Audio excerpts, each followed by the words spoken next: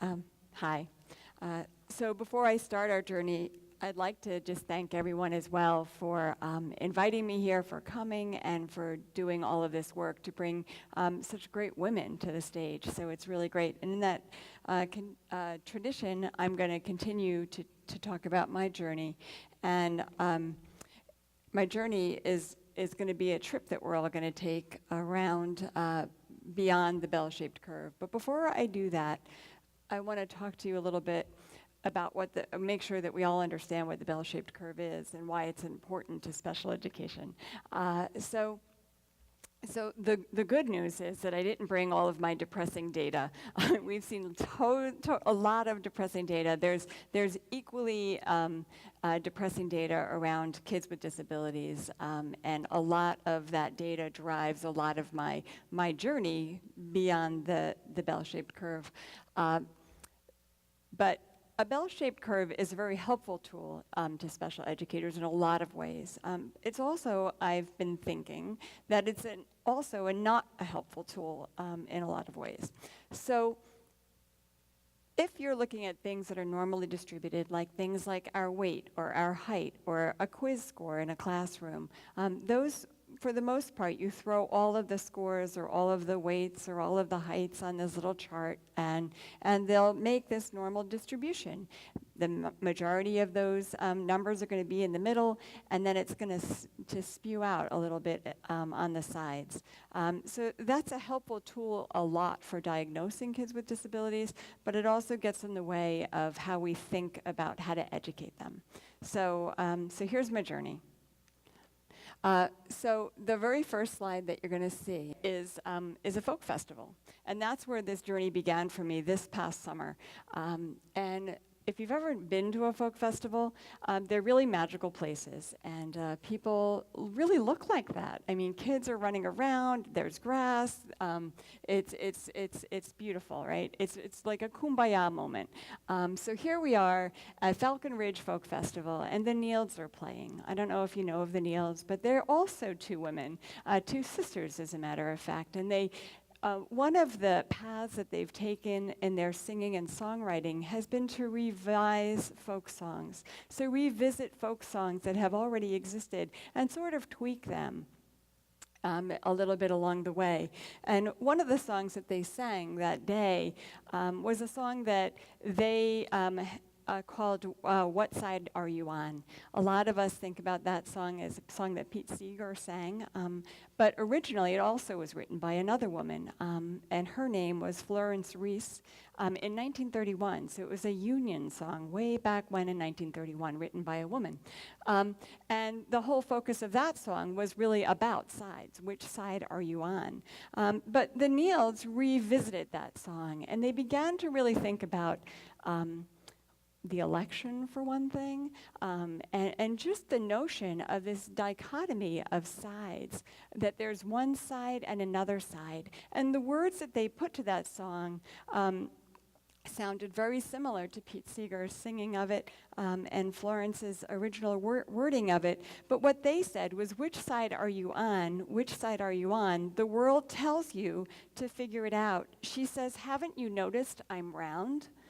And I thought, wow, that's really interesting. And they talked before they sang this beautiful song about being round and not having sides, about all kinds of things. And they referenced the election in a time when it was a lot less painful than it is now to reference. So I don't even want to go there because we've had enough painful talk tonight. But they referenced that. And I went there. And one of the things that they said was that after the election, we all have to be. We're all round. Like, there's not two sides. We're all round. The earth is round. And after these kind of things, we all have to come together and be round. There really are no sides. And so they went off in that direction, and just like this picture's full of kids, my mind started to think about not just that, but what other sides are there that are damaging as well. And the most obvious answer I had as a special educator for as many years as I've been is the sides of general education and special education. And and how all the evolution and all the movements and all the work that we've been doing and all the money that we've spent, if you looked at the test scores for kids in Connecticut, in the nation, we flatline. We flatline for years. So I began to think about why are there sides? Like, can I think what Daniil said? Can I apply that to kids with disabilities? Can I apply that? Can I think about that with general education and special education? And why didn't I already? Why didn't I already think that way? Haven't we been trying to do that in the field of education for years, bring kids together? But it's the sides, I think, that get in the way. So I want to talk to you about the nasty bell-shaped curve for a minute. And when I began to think about this, I began to think about how I remember, like, back in the day when I was being trained as a special educator, that I sort of was comforted by this idea that you could sort of find a place for kids along this continuum, and it would help you to sort of figure things out. But after the Nield sang that song and I thought about things being round, I began to think that, wow, the bell-shaped curve almost points us in different directions, right? So I began to think of it as sort of like a psychometric sorting hat, right? So the notion that there's look at that, there's two sides to the psychometric sorting hat of the bell-shaped curve, and they're pointing in two opposite directions. One of them points in that direction, right? That's I had to check with my daughters about that, but I'm pretty sure that's Ravenclaw over there. That's the gifted and talented side of the spectrum, right? And then on the other side, if you want to take a look over there, there's another side that points, and that's where special education students are. That's where they sit. And the directionality of the bell-shaped curve never occurred to me until I started to think of this notion of sides and how the arrows literally are pointing in those directions. So what could be more concrete? It's the very first thing that we teach a lot of teachers, is to think about this notion of sides. So it's been a fascinating journey as I try and figure this out. But to me, that was really compelling. And for a long time, I've really just been very grateful that I've had this time to sort of think about this, because for a long time, I stopped there. And I thought, it's really interesting. I don't really have an answer. And I've been thinking about, well, could you stretch the sides out and make it, how do you make it round?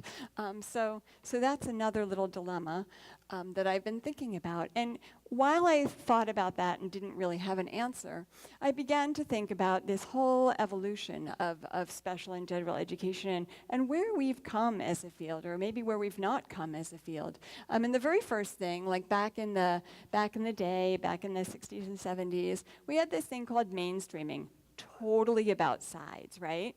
Like, really, there was really only one good side to be in, and that was the general ed side. And if you were good enough, you could go into that side. We're not going to help you in special ed. We really was sort of a sink or swim kind of approach. But if you can sort of swim without sinking on that side, you're good to go. So that sort of came and went, and then another initiative came in the 1980s known as the Regular Education Initiative. That actually has the name of one of the sides, so clearly still side-based, right? So the ironic thing about the Regular Education Initiative, I'm old enough to remember, is that it really wasn't a regular education initiative. It really was much more, it was actually proposed by special educators. So side-based, it's hard to imagine, right? So even today. And so now we have inclusion, and that's sort of where we are right now as a field, I think. And for the most part, it's still side-based. I mean, now basically we're going to say, okay, you can come over to the gen ed side and we'll give you some supports and we'll help you be successful there. We'll try and make you fit in. But you're not really, there's still a side. There's still a side there. So all of these things, it began to be sort of dismal and depressing, because this is years and decades of thinking about these sides and how all of these reform efforts to try and get special ed and general ed, the two sides, together. And one of the things that I realized when I started to think about this was that the idea that's different around the last initiative that we're in now, around universal design for learning, doesn't focus on the sides. It doesn't focus on the kids. It focuses on the curriculum. And so for the very first time in these decades upon decades of evolutions, we have an opportunity to stop looking at the sides, to stop looking at what's at what can't really be fixed. We can't fix kids with disabilities, but we can fix the curriculum. That's the thing that's broken, not kids. And so that's really exciting to me. And so in that vein, I began to think about the work of universal design for learning, because that is a not side-based kind of system that I can sort of wrap my mind around. And this work, and even this name, The Myth of Average, comes from Todd Rose's, actually a TED Talk. If you've not seen it, it's worth a look. He's phenomenal. High school dropout, now professor at Harvard, and he has a TED Talk called The Myth of Average. Fascinating story how he got there, which I don't have time to tell right now. But his focus began to make us realize as educators that there's such a small number of students that actually are average. So we think about the average learner, but if you look at kids' learning variability, it is so significant. And here's just a little example of how kids look on a slide there. So that's really telling. And so finally, I had to go back to the bell-shaped curve. I was ready now to go there. So I went back to the bell-shaped curve and I said, okay, so clearly, if we're going to focus on kids or on the curriculum and not kids, then really the bell-shaped curve doesn't help us at all. So we're going to leave that behind. We're going beyond that now. And what I realized recently, and this was really recently, was that this pie chart represents the same exact spread of students and performance of students that a bell-shaped curve does. There's no directionality, and what do you know? It's round. Right? So it was an epiphany for me. And that's exactly what universal design for learning does. It says, let's look at the possibilities of all kids, and let's design curriculum for all of those kids. Let's think like round people. And so I really went full circle with the Nicoll song and realized that is how we have to think, that education is round. There are no sides. And so with that thought, I want to tell you about just ask some questions. What if we built schools like this? What if we thought about education and kids, this whole system being round? What would it look like? Clearly we wouldn't have, I think we've gotten away from special ed classrooms being in the boiler room or in the basement, but they're still down the hall. Would they be if we thought about that more? And what would it look like if we taught kids like that? Right? What would it look like? It would look different than it does now, right? We wouldn't have this, what do we call it in Connecticut? We call it servicing children. I'm going to service, I hate that word. It sounds like they're getting their muffler changed or something when I hear about servicing kids. We're teaching them. We're teaching them together. And so what would it look like if we prepared teachers like this? And I'm really excited to say that at Central here, we're developing an M80 program that does just that. Shoulder to shoulder, we're pairing general educators and special educators, and we're helping to identify the common things that they need to know and be able to do. Sometimes they're learning the exact same thing. What a concept. They're all learning the same stuff, right? They're learning how to plan, they're learning classroom management. Sometimes they're learning the same stuff, but coming at it in a different way, differentiating the assignments for the teachers so that if they're planning a lesson, they're planning the whole entire lesson collaboratively. And when they go out into the field, they'll be student teaching in that same manner and learning to be round in schools, to not have that side and the other side. So my last question for you is, what's the next thing that someone's going to say to you? probably tonight or tomorrow, someone's going to ask you about a side. What side are you on? And can you have the conversation, the painful, real conversation about things not having sides, that things are really round? And so that's the last question I have for you. What if we began to believe that there were no sides? Thank you.